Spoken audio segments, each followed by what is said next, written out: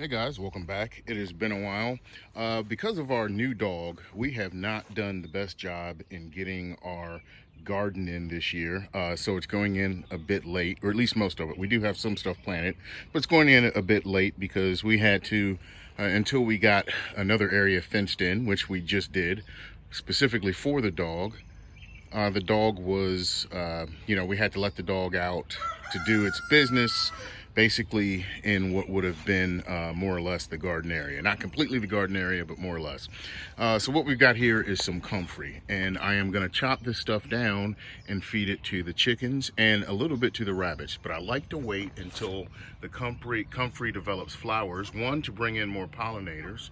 The bees and whatnot love it, but also the chickens seem to love the flowers of comfrey more than anything. Now, comfrey is a great medicinal plant as well. You can make salves out of it.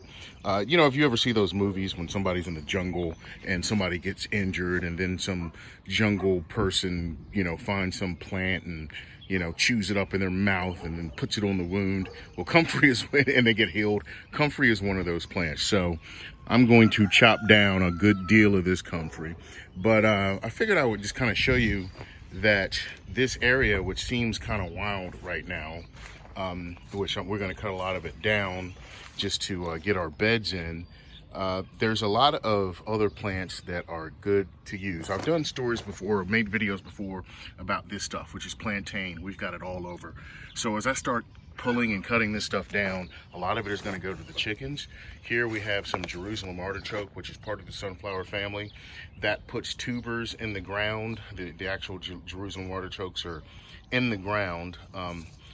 This kind of comes back every year. It's kind of hard to get rid of if you really wanted to get rid of it, which we don't. But I figured I would just kind of show you what it looks like as it is growing up. It has a very sunflower look to it, and that's this plant right here. So we've got plantain, Jerusalem artichoke, comfrey, and as we kind of walk this area, I don't want to make you dizzy, where we still have more plantain, just to show how dense things are. This is lady's thumb. Lady's thumb is another great plant that, there's a little ladybug there eating it, that the chickens love to eat, along with this guy right here, which is lamb's quarter. And lamb's quarter is good for everybody, meaning it's more nutritionally dense than spinach, so it's good for you to eat in salads and things of that nature. But we just kind of let it grow up and do its thing to kind of cut down on our feed cost. So we let a lot of this grow until we're absolutely ready to plant. Like I say, we're a little late this year because we just knew that the dog was going to tear up a lot of areas that we wanted to plant anyway. So until we had a dedicated space for the dog, we figured we would wait. So this is what I've got going on today, is to kind of clear a lot of this out, as well as some other areas. But this is one of the most dense areas. It shows, sorry for my finger in the camera there, that shows a lot of different plants in the same area. And just to show you that on a small homestead, a lot of things that people consider weeds are going to be great tools for feeding your animals as well.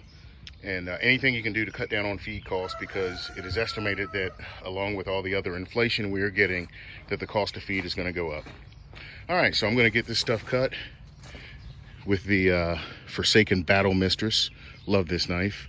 And feed it to the chickens. Like I said, they really love the flowers. That's kind of what they go after first. All right, guys, have a good one.